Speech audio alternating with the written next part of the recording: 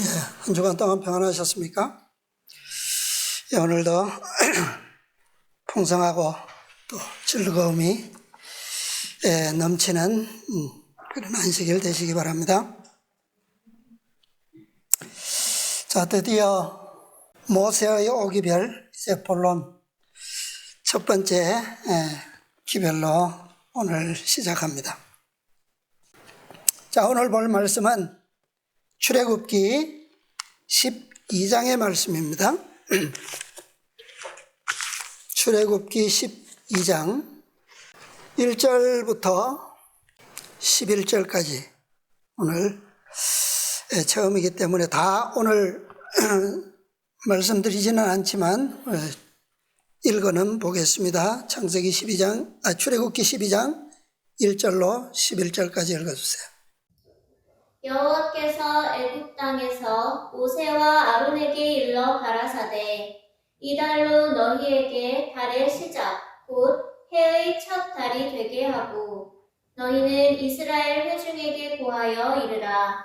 이 달 열흘에 너희 매인 이 어린 양을 취할지니 각 가족대로 그 식구를 위하여 어린 양을 취하되 그 어린 양에 대하여 식구가 너무 적으면 그 집의 이웃과 함께 인수를 따라서 하나를 취하며 각 사람의 식량을 따라서 너희 어린 양을 계산할 것이며 너희 어린 양은 흠없고 1년 된 수컷으로 하되 양이나 염소 중에서 취하고 이달 14일까지 간직하였다가 해질 때에 이스라엘 회중이 그 양을 잡고 그 피로 양을 먹을 집 문 좌우 설주와 인방에 바르고 그 밤에 그 고기를 불에 구워 무교병과 쓴나물과 아울러 먹되 난로나 물에 삶아서나 먹지 말고 그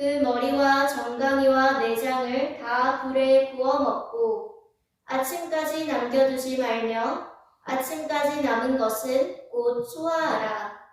너희는 그것을 이렇게 먹을지니 허리에 띠를 띠고 발에 신을 신고 손에 지팡이를 잡고 급히 먹으라. 이것이 여호와의 유월절이니라. 아멘. 자, 이 말씀이 모세를 통해서 이스라엘 백성들에게 주신 첫 번째 기별입니다. 자, 이 기별의 말씀은 우리가 너무나도 잘 아는 그런 내용이죠. 이 기별의 핵심은 뭡니까? 한마디로 뭐예요? 유월절이죠. 유월절. 유월절. 이것이 여호와의 유월절이니라. 유월절 의식에 있어서 가장 큰 의미는 뭡니까? 유월절 의식에 있어서 가장 핵심적인 게 뭐예요? 양을 잡는 것이죠. 양을 잡는 거예요. 유월절 의식에서 양이 빠지면 아무 의미가 없는 거죠. 아무 의미가 없어요. 자, 그런데 우리에게 주는 더 중요한 의미가 있는데 그것은 그 양이 유월절 그날에 양무리에서 끌려온 것이 아니라 이미 유월절 되기 4일 전에, 나흘 전에 미리 그 양이 준비되어 있었다라고 하는 것입니다. 왜 나흘 전에 준비하라고 하셨을까요?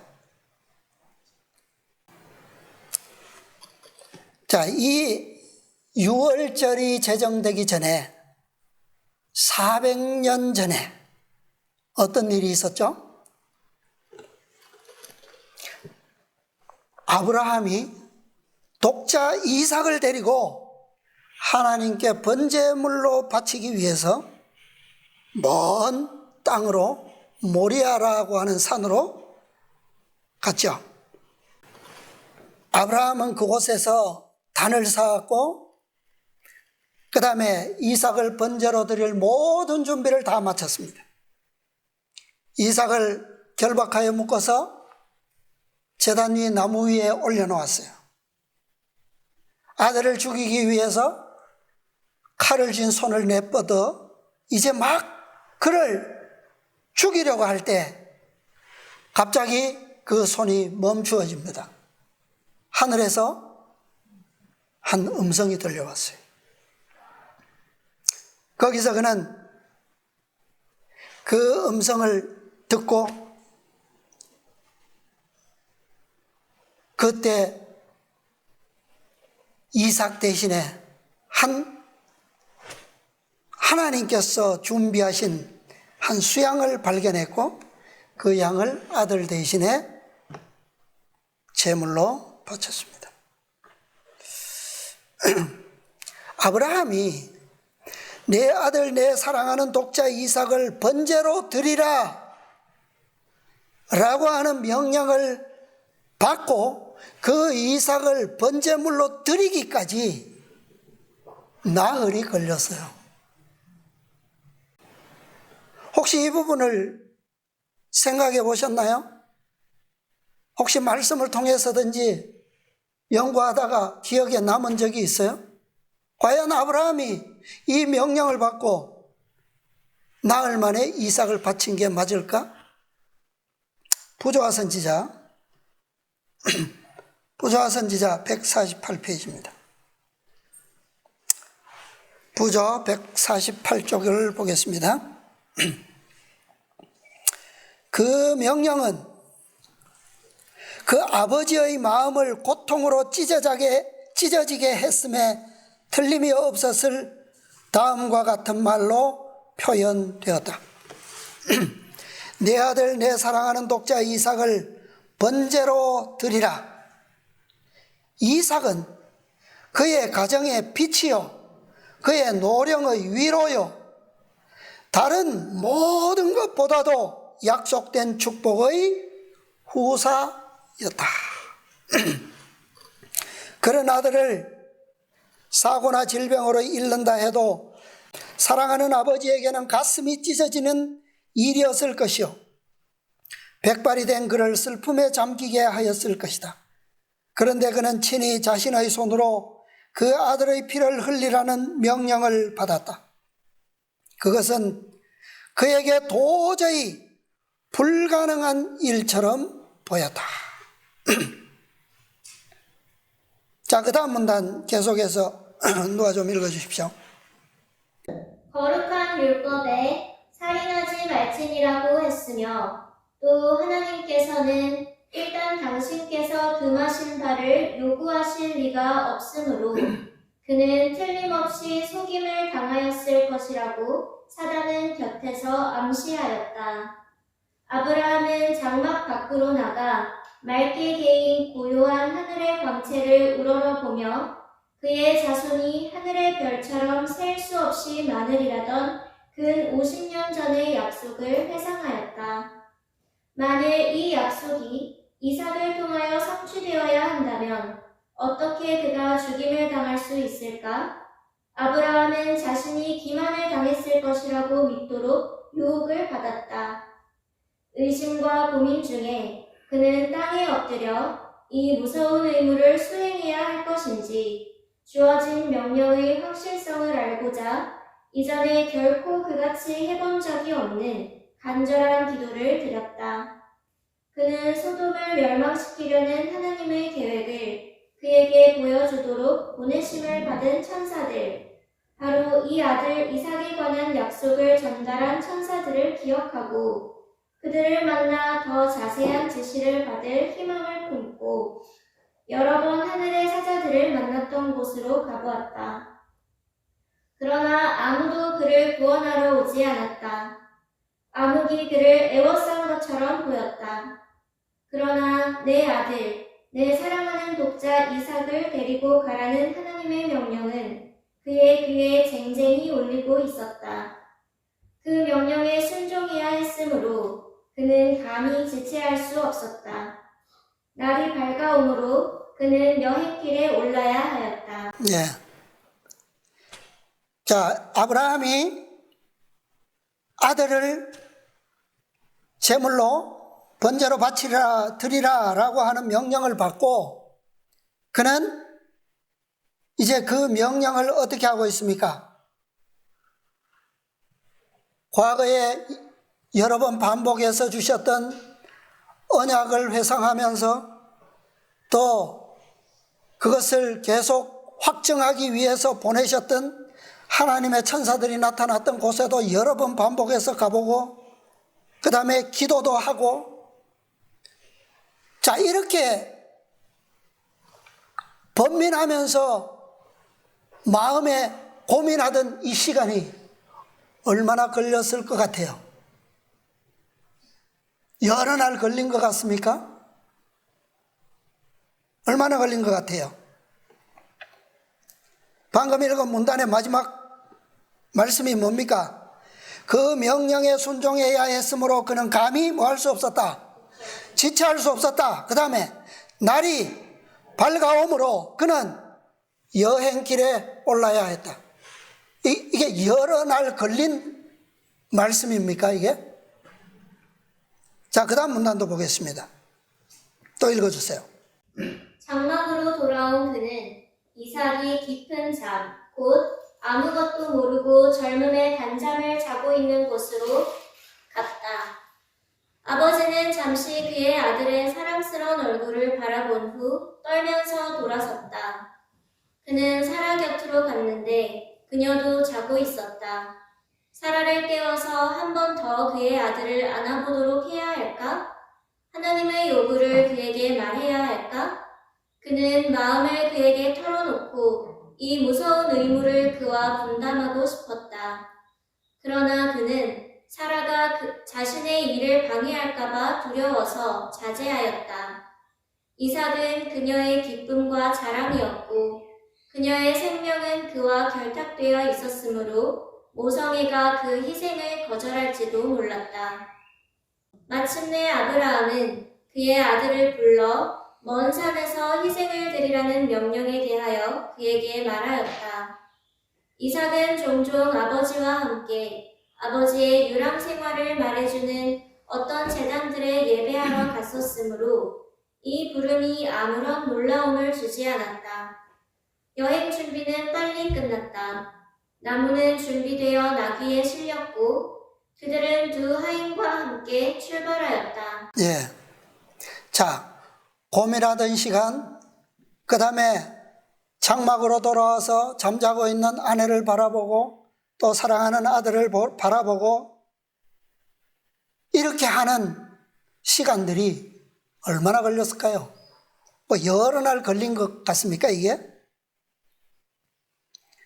자, 아까도 아브라함은 이 명령을 어떻게 해야 했다고요? 지체할 수 없을 만큼 그 명령에 순종하는 것이 중요한 것을 그는 누구보다 잘 깨닫고 있었어요. 날이 밝으면 곧 순종의 행동을 옮겨야 한다는 것을 그는 알고 있었어요. 그러니까 이 명령으로부터 이 결정이 여행길에 오르기까지의 시간은 불과 얼마야?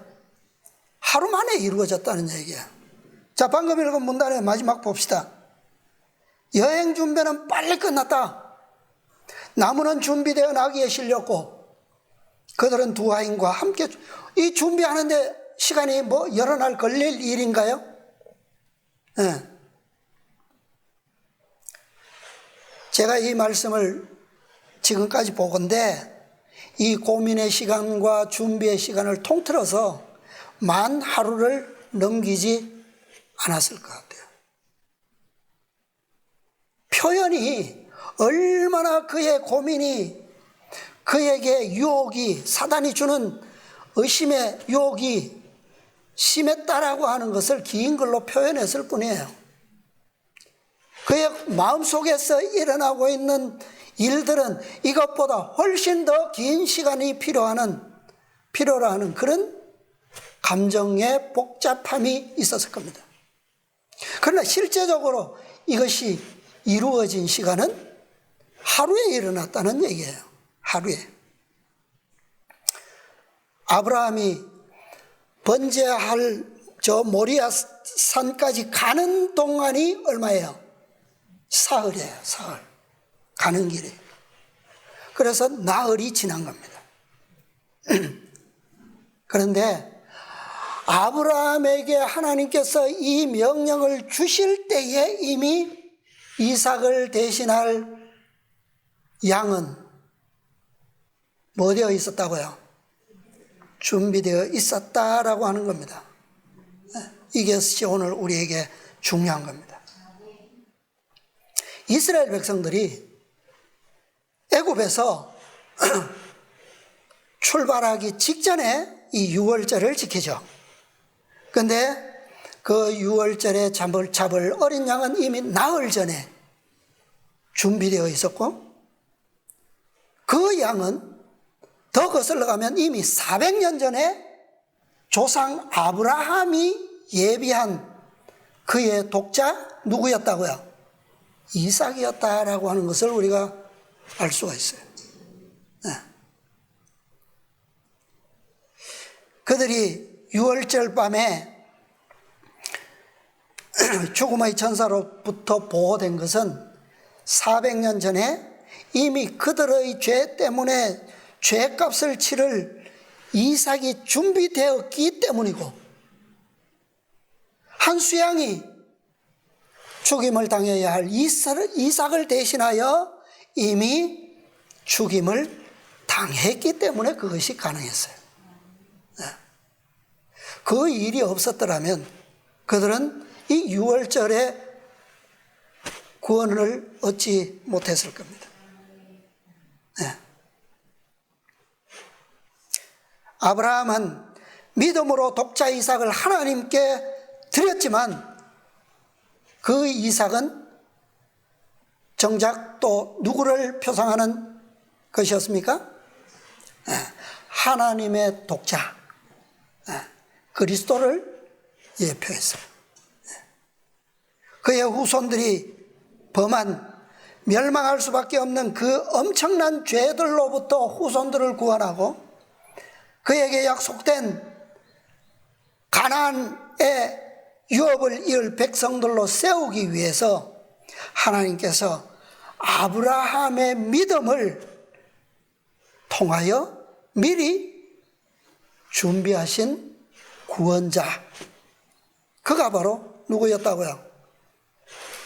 이삭이었고,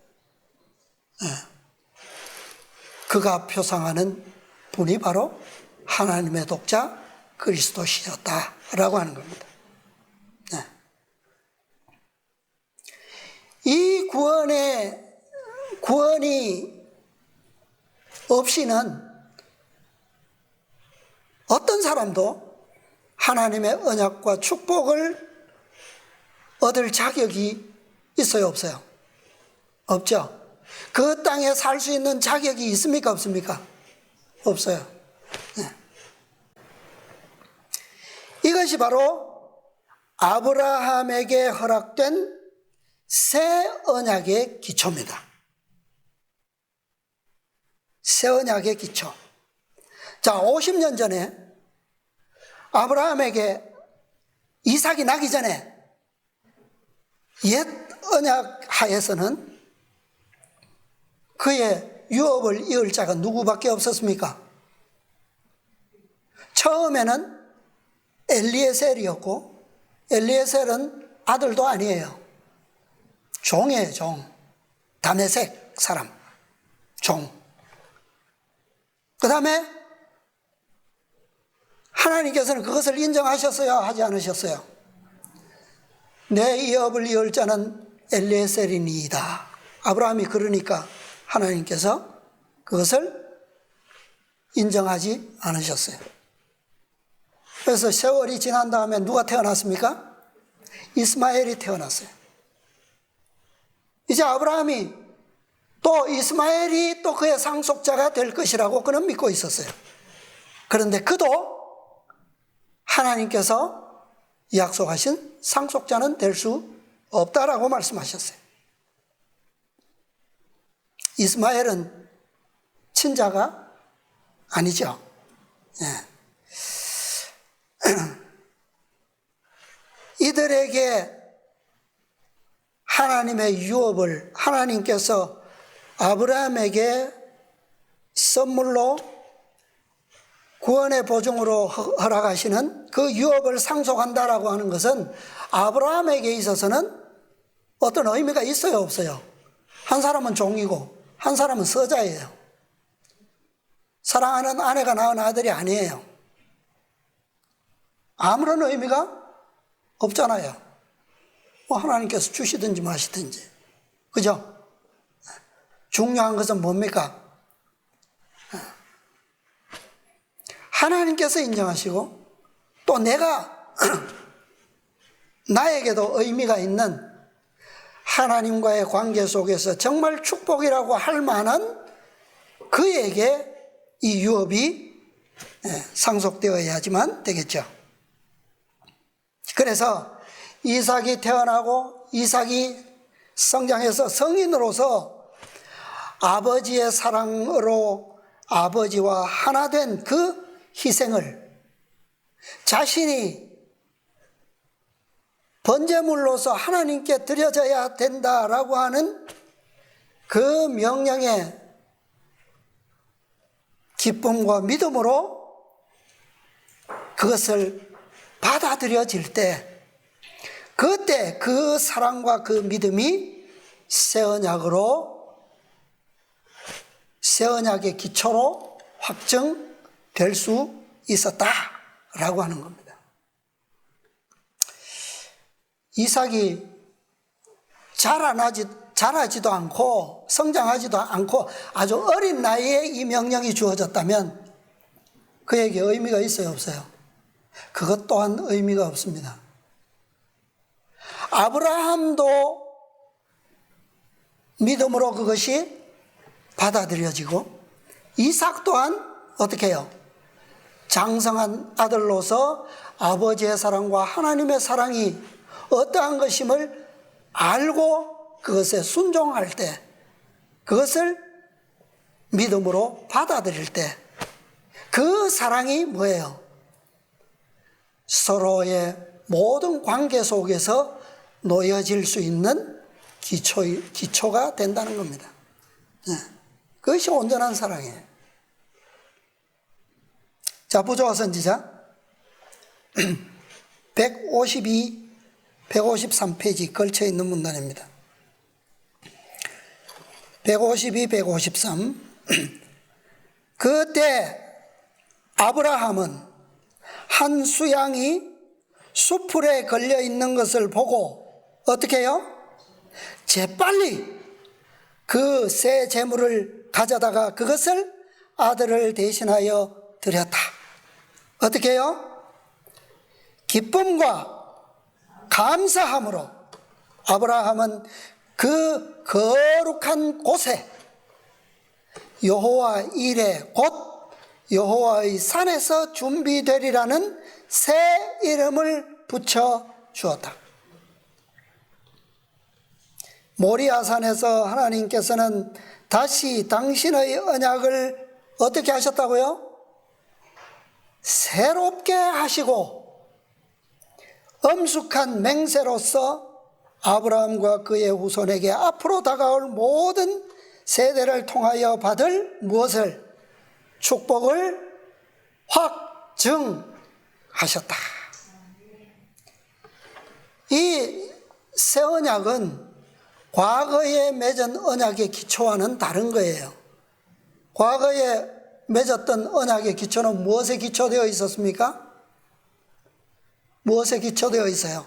옛 언약의 기초. 너에게 속한 모든 남자는 다 무엇을 받으라? 할례를 받으라. 그것이 기초였어요. 그것과 지금 언약의 기초와 어떻습니까? 다르죠? 네. 옛 언약은 그냥 몸에 몸만 내면 몸에 그 표만 받으면 아브라함의 후손이요 아브라함의 유업을 이을 그런 후손이었어요. 그게 언약의 기초였습니다. 그런데 새 언약은요, 새 언약은 무엇을 흘려야 돼요? 생명을 희생함으로부터 피 흘림이 있어야 됩니다. 이 언약으로 그의 후손들은 무엇을 받게 되어 있었다고요? 모든 세대를 통하여 받을 축복을 확증하셨다. 자, 이 모든 세대는 과거의 옛 언약 하에서 아브라함의 후손들이 받을 축복과는 차이가 있어요, 없어요? 확실히 다르죠. 옛 언약 하에서 받을 축복은 무엇이었습니까? 할례만 받으면 그들은 어디에 들어갈 수 있어요? 가나안에 들어가서 살 수 있었습니다. 그런데 새 언약이 없으면 무엇이 없어요? 영생이 없어요.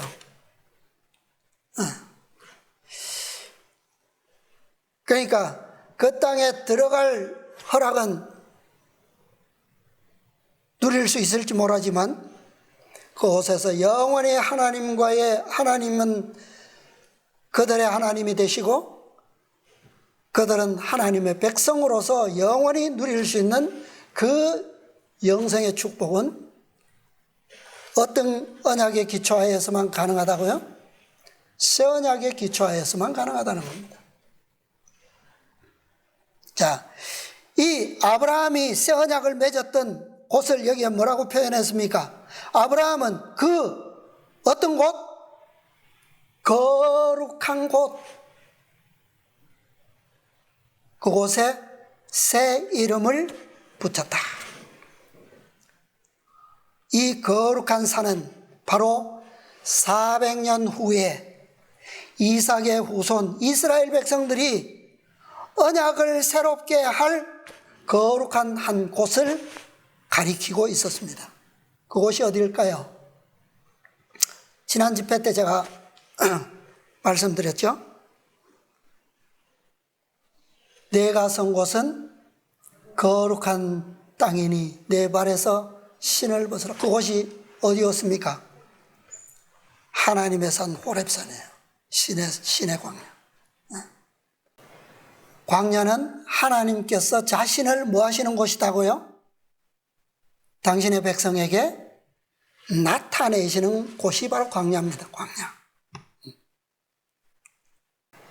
그래서 이스라엘 백성들이 이 유월절 언약을 시작으로 해서 그들이 어디에 가서 거룩한 곳에 가서 무엇을 받은 거예요? 오순절 날에 하나님의 새 언약을 받은 거예요. 그것이 시내산에서 하나님의 율법이 선포된 것이었습니다. 그러니까 오늘 그리스도인들이 십계명을 두고 옛 언약이니 뭐니 하지만 사실은 그 십계명은 뭐예요? 옛 언약입니까? 오늘 우리에게 주신 그리스도께서 내가 새 계명을 너희에게 주노니 그 계명이 뭐예요? 서로 사랑하라. 그 계명과 십계명과 다른 계명입니까? 같은 계명. 이스라엘 백성도 새 계명을 받았고 아브라함도 새 계명을 받았고 오늘 우리도 똑같은 새 계명을 받고 있는 거예요. 그래서 이스라엘 백성들이 이 시내산에 와서 비로소 하나님께로부터 언약을 새롭게 함을 받고 관계를 새롭게 했을 때에 뭐예요? 그곳에서 가나안에 가서 누리게 될 축복을 위한 모든 준비를 그곳에서 허락받고 갖추었던 것입니다. 네. 그곳에서 지낸 시간이 얼마였다고요? 1년이에요. 1년. 그러니까 1년이면 시작부터 끝까지 다 이루어진다는 얘기입니다. 그래서 12장 2절에 이달로 너희에게 달의 시작 곧 해의 첫 달이 되게 하고 백성들을 구원하심으로부터 회복하시고 영원한 목적이 성취되게 하는 데까지 걸리는 시간은 하나님께서 잡으신 그 시간표가 1년인 거예요. 1년. 자, 그런데 이것이 아브라함에게만 주어진 나흘이 아니었습니다.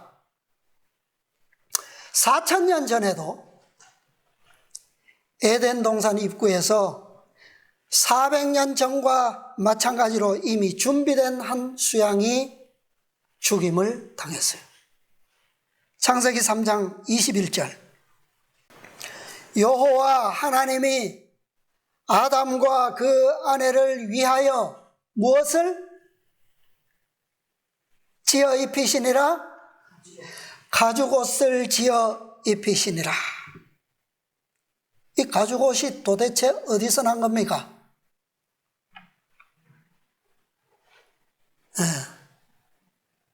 누군가가 죽임을 당하지 않으면 이 가죽옷이 나올 수가 있어요, 없어요? 그냥 하나님은 전능하시니까 뚝딱 말씀으로 가죽옷이 튀어나왔어요? 이 가죽옷이 바로 이스라엘 백성들에게 허락하신 성소의 모든 제도 안에서 표상되어 있잖아요. 그렇죠? 성소, 성막 제도 안에서 이 가죽옷이 표상되지 않은 어느 한 부분이 있나요? 한번 찾아보세요. 있는가? 그죠? 시작부터 끝까지 다 무엇을 필요로 합니까? 가죽옷을 지어 입히기까지는 한 생명이 뭐 해야 된다는 것을, 죽임을 당해야 된다는 것을 가르쳐주고 있잖아요. 여기에 창세기 21장에 하나님께서 지어 입히신 가죽옷, 그 가죽옷 히브리어로 뭐라고 되어 있냐면 케토네트 오르입니다. 우리 과거에 창세기 공부할 때 요셉의 옷이 무엇이었어요? 어떤 옷이었어요? 채색옷. 그것이 히브리어로 뭐였어요? 케토네트 파심. 그런데 이 가죽옷은 뭐라고요? 케토네트 오르. 이게 가죽옷입니다. 케토네트 파심이나 케토네트 오르나 사실은 다 같은 누구의 생명을 가리키는 거예요? 그리스도의 희생을 가리키는 표상입니다. 자, 여기에 보면 오르를 이렇게 설명합니다. 오르는 몸의 외피를 가리키지만 때로는 환유법으로 사용되어 몸 전체를 가리키기도 한다. 그러니까 이 가죽이 몸과 분리되면 사람은 어때요? 살 수가 없죠. 그렇기 때문에 이 외피, 가죽을 의미한다는 것은 몸 전체를 가리키기도 한다. 왜? 생명은 이 둘이 어떻게 해요? 하나가 되어 있을 때에 보존되는 거예요. 분리되면 죽는 거잖아요. 그죠? 의미가 없어요. 그 다음에 그래서 가죽은 오르이고 옷은 케토네트입니다. 케토네트는 어떤 옷이라고요? 손바닥을 가리는 옷, 그리고 발까지도 가려주는 긴 옷을 의미해요. 다시 말하면 인간의 육체가 저지른 죄의 흉악성과 더러움을 모두 완전히 가려줄 수 있는 옷이어야지만 그게 하나님께서 말씀하시는 케토네트입니다. 그 옷을 지어 입히신 거예요. 자, 요셉이 입었던 채색 옷, 케토네트 파심. 이것은 무엇을 상징하는 옷이라고요? 그리스도의 아름다운 품성. 무지개 빛깔로 이렇게 표상된 것처럼 그리스도의 품성의 아름다움을 가리킨다고 그랬죠. 모세의 얼굴에 반사된 영광의 빛, 스테반의 얼굴에 반사된 아름다운 빛의 영광. 이 모든 것이 다 어디로부터 나온 겁니까? 무엇을 반사하는 거예요? 그리스도의 품성의 영광을 반사하는 빛입니다. 그렇죠? 그러니까 케토네트 오로 아담과 하와가 입었던 가죽옷, 그 다음에 요셉이 입었던 케토네트 파심, 이것은 둘 다 죄인들에게 구원을 보증하는 그리스도의 그분의 품성을 상징하는 것이다 라고 하는 거죠.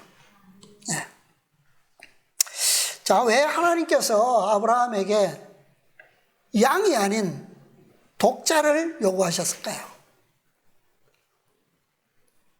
내 사랑하는 독자 이삭을 번제로 드리라. 왜 에덴에서처럼 양을 드리라고, 양으로 번제하라고 하시지 않고 왜 독자 아들을 바치라고 요구하셨습니까? 왜 이스마엘이 아닌, 장성한 이스마엘이 있는데 이스마엘이 아닌 독자 이삭이라고 성경을 그렇게 기록하고 있잖아요. 아브라함이 왜 아들을 바칠 이유가 있습니까? 왜? 성경에 누구도 아브라함처럼 네 아들을 나에게 번제물로 바치라 한 명령이 있나요?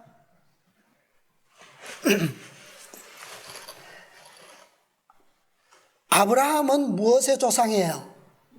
믿음의 조상이죠. 그의 믿음 안에서 모든 믿음의 후손들은 다 어디 안에 존재하는 겁니까? 하나님께서 허락하시고 약속하신 그 축복의 언약 안에 보증을 받는 거잖아요. 그죠? 근데 그의 믿음이 불완전하면 되겠습니까? 창세기 17장에 보면 너는 내 앞에서 행하여 뭐하라? 완전하라.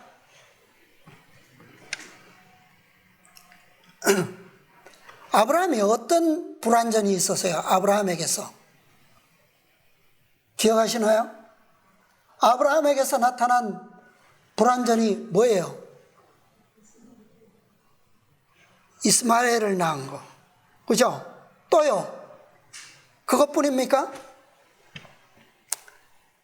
아브라함이 하나님께 대한 불신을 나타냈습니까? 나타내지 않았습니까? 예? 예. 웃은 것은 아내가 웃은 거죠. 예. 아브라함이 나타낸 불신은 아담이 나타낸 불신과 다를 바가 없어요.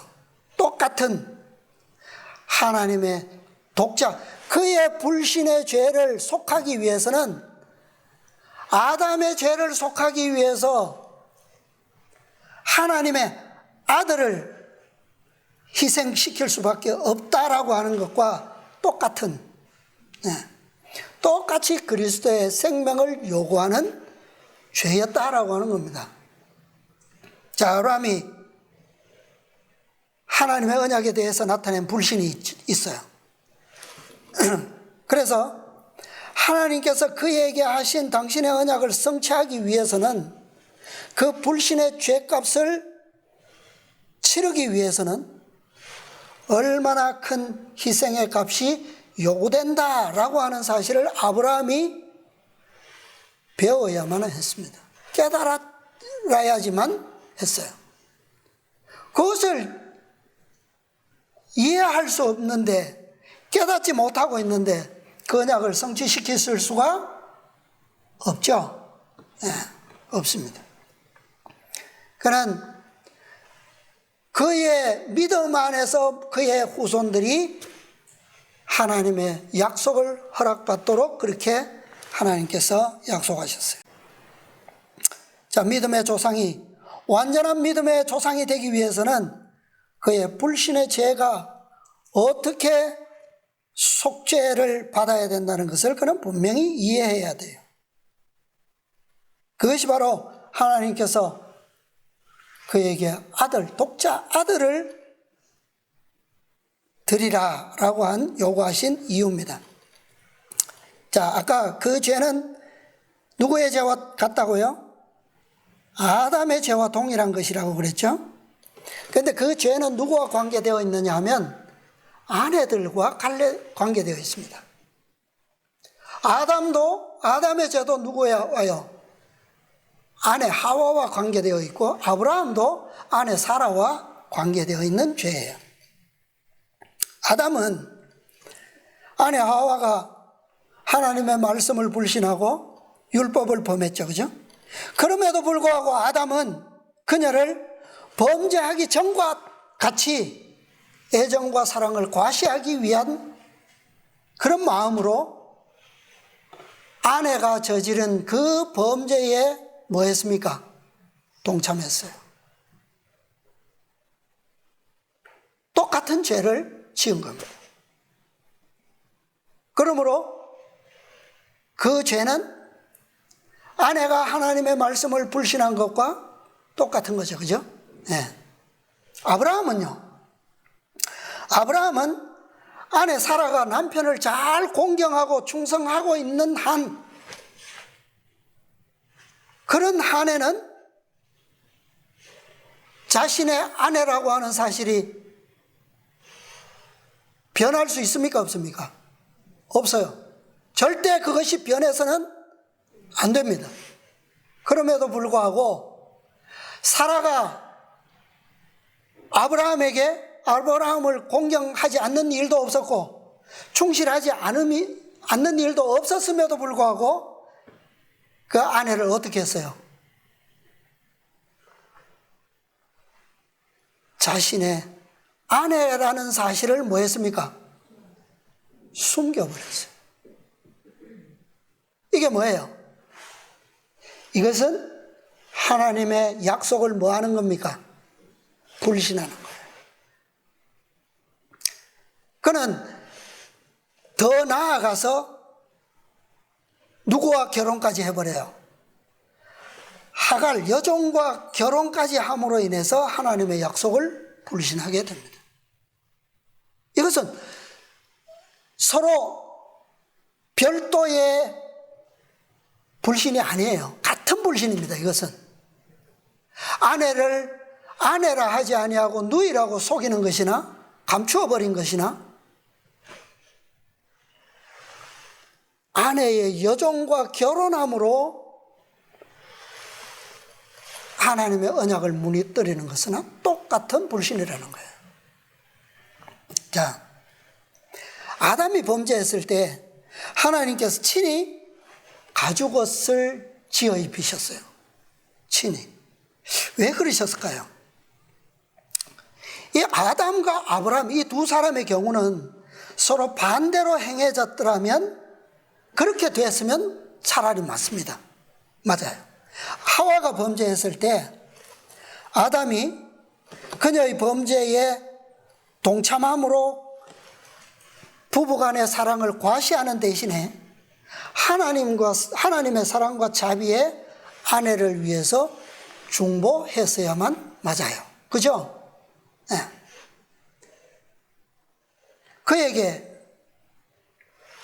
아담에게 범죄한 하와 대신에 새 반려자가 필요한 것이 하나님의 뜻이었다면 그는 그것을 믿고 뭐 했어야 합니까? 기다렸어야 했어요. 그죠? 자, 오늘 아침 여러분 만나보셨나요? 만나의 성경절이 뭐죠? 고린도전서 7장. 자, 이 말씀 우리 시간이 가지만 조금 더 찾아보겠습니다. 고린도전서 7장. 자, 한번 읽어주세요. 10절부터. 혼인한 자들에게 내가 명하노니 명하는 자는 내가 아니요 주시라. 자, 여기에 관로가 되어 있죠. 그죠? 명하는 자는 누구라고요? 바울이 아니요, 내가 아니요, 주시라. 이거 중요한 겁니다. 그 다음에요. 여자는 남편에게서 갈리지 말고 이혼하지 말라는 얘기죠. 11절. 만약 갈릴지라도 그냥 지내든지 다시 그 남편과 화합하든지 하라.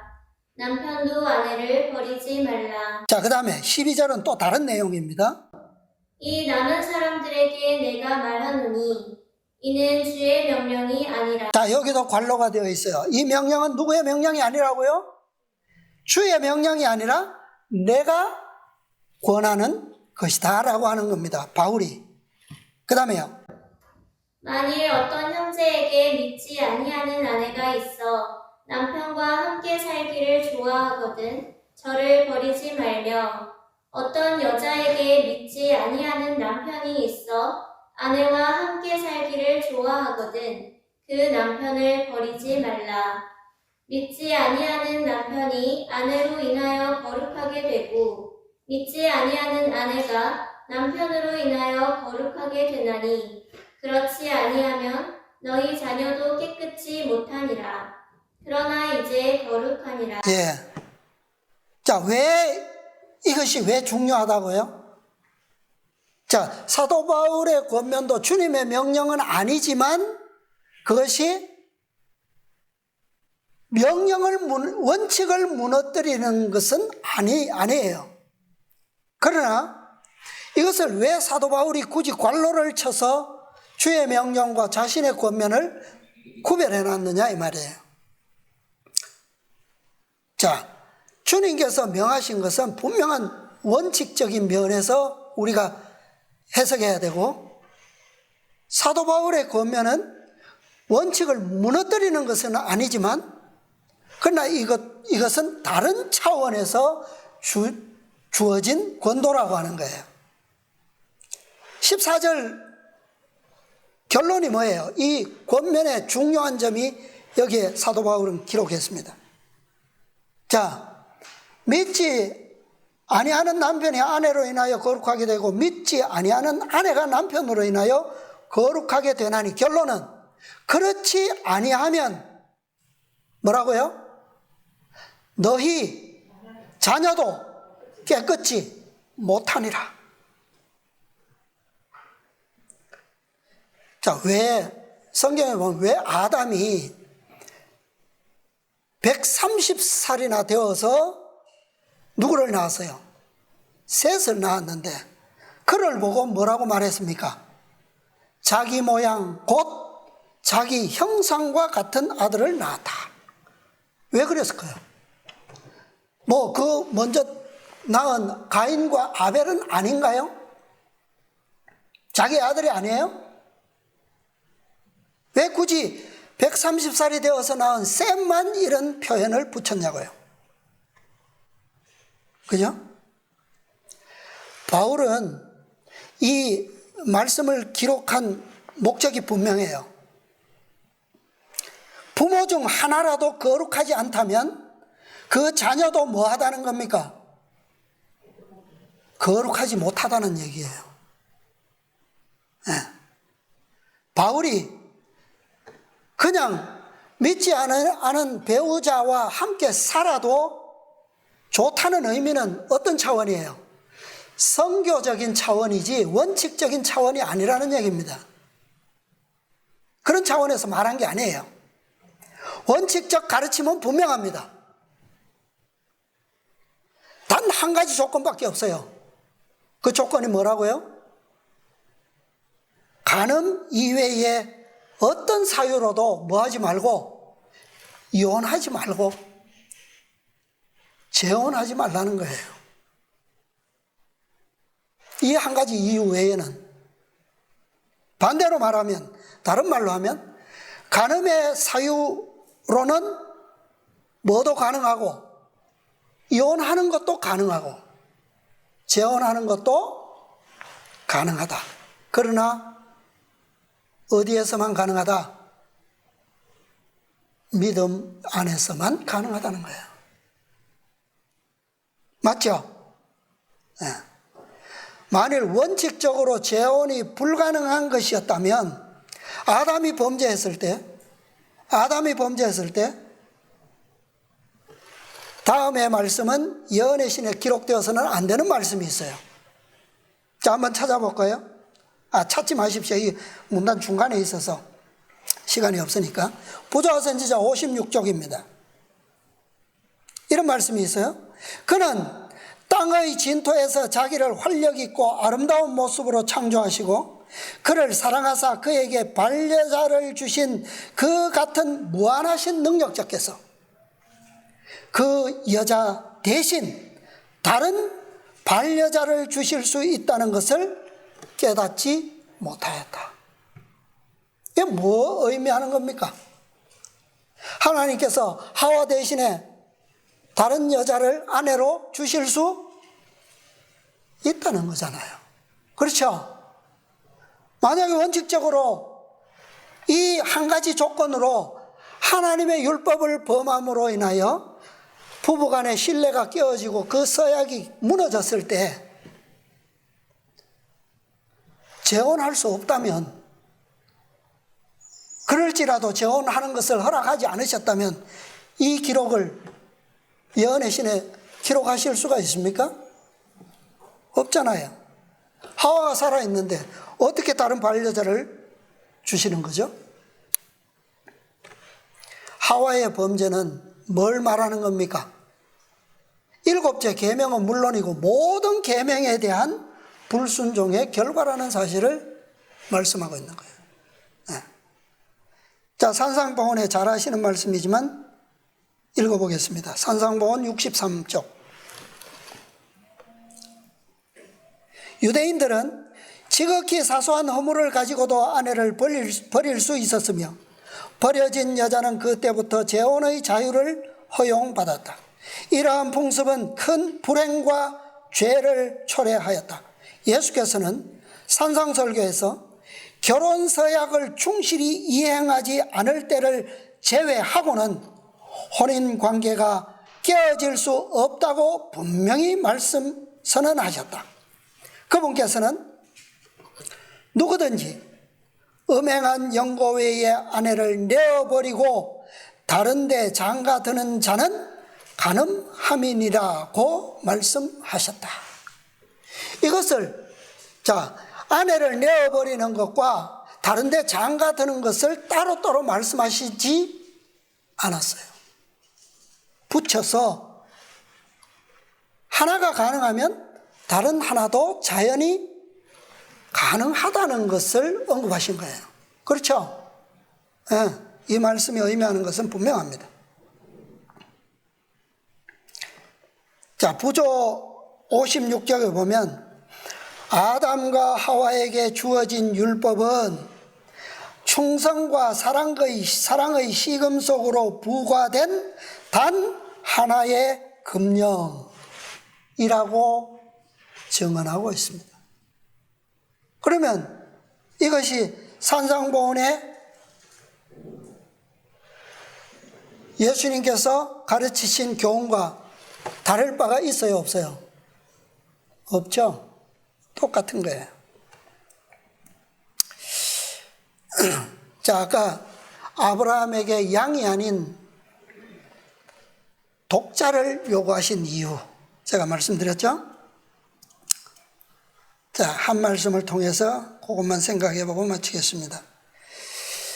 자, 아담에게 그랬던 것처럼 마찬가지로 아브라함도 사라가 아내로서 충실하고 있는 동안에는 아브라함은 절대 그녀를 아내로서 부인해서는 안 된다는 거죠. 그 다음에 그것은 다른 말로 하면 새 아내를 맞아들여서도 결혼해서도 안 된다는 얘기입니다. 그렇죠? 아브라함이 새 아내를 맞았다는 말은 아내 사라를 어떻게 한 거예요? 예수님께서 언급하신 유일한 한 가지 사유, 그것을 뭐 했다는 말입니까? 오해했다는 말이에요. 그죠? 불신한 거예요. 네. 자, 부조와 선지자 147쪽입니다. 하나님께서 충성된 자들의 조상이 되도록 아브라함을 부르셨으므로, 이것이 그로 하여금 독자 이삭을 요구한 이유입니다. 부르셨으므로 어떤 자로 부르셨다고요? 충성된 자들의 조상, 믿음의 조상. 그의 생애는 후대 사람들에게 신앙의 모본이 되어야 하였다. 그러나 그의 믿음은 완전하지 못하였다. 그는 사라가 자신의 아내라는 사실을 뭐함으로? 감추음으로, 또 하갈과 뭐함으로? 결혼함으로 하나님께 대한 무엇을? 불신을 나타내었다. 그로 가장 높은 표준에 도달할 수 있도록 하기 위하여 하나님께서는 일찍이 사람이 견디도록 부름을 받은 시험 가운데서 가장 견디기 힘든 다른 시험을 당하게 하셨다. 아브라함은 밤의 이상 중에 모리아 땅으로 가서 그에게 보여주게 될 산에서 그의 아들 이삭을 번제로 드리라는 지시를 받았다. 자, 그로 하여금 충성된 자들의 조상이 되도록 그에게 그로 하여금 가장 높은 표준에 도달할 수 있도록 하기 위하여 이 가장 높은 표준에 도달하는 이들이 누구예요? 이들의 조상이 되어야 됐어요. 이들이 누굽니까? 가장 가까이는 이스라엘 백성들이었고, 그 다음으로는요, 말세에 나타날 한 백성 누굽니까? 14만 4천인들이에요. 그들에게까지도 아브라함은 뭐가 되어야 된다고요? 완전한 믿음의 조상, 모본이 되어야 했기 때문에, 그것이 아들을 하나님께 희생으로 드리도록 요구받은 이유입니다. 그것을 이해하지 못하고서는 완전한 믿음과 충성에 대한 모본이 될 수가 없다는 얘기죠. 아브라함은 하나님께서 아담과 하와가 첫 조상이 범죄했을 때 어떤 사랑과 자비로서 그들에게 당신의 독자 아들을, 그리스도를 내어주셨는지를, 어떤 심정으로 그들에게 가죽옷을 지어 입히셨는지를 아브라함이 이해했어야만 했기 때문에, 알아야만, 그죠? 그래야만 그들의 조상으로서 완전한 모본이 되지 않겠어요?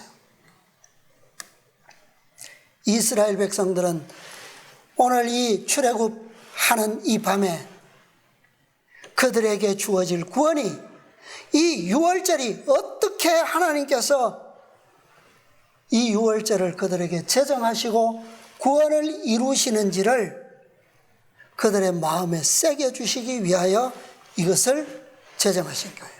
이것이 그분의 구속의 계획의 첫 경륜입니다. 그것을 깨달아야지만, 그것을 이해하는 백성이어야지만 그 다음에 뭐가 필요해요? 저 거룩한 산에서 하나님과의 진짜 언약을, 새 언약을 맺을 수 있는 거죠. 오늘 우리도 마찬가지입니다. 아버지의 사랑과 믿음 안에서 장성한 그리스도의 희생, 이것이 없이는 우리는 결코 새 언약을 성취할 수 없을 겁니다. 우리 자신 또한 아버지의 사랑, 그리스도의 사랑과 믿음으로 완전히 연합되는 그런 희생의 준비가 이루어질 때 하나님의 언약은, 영원히 누리게 될 그 축복의 언약은 온전히 성취되게 될 것입니다. 온전한 믿음으로 이루어지는 그 축복이야말로 정말 기쁨과 행복의 축복이 될 것이고, 온전한 영원히 누릴 만한 그런 기쁨의 구원이 될 것입니다. 우리 모두 이 믿음과 이 축복 안에 함께 거하게 되시고 성취되게 되시기를 바라면서 오늘 말씀을 마치겠습니다.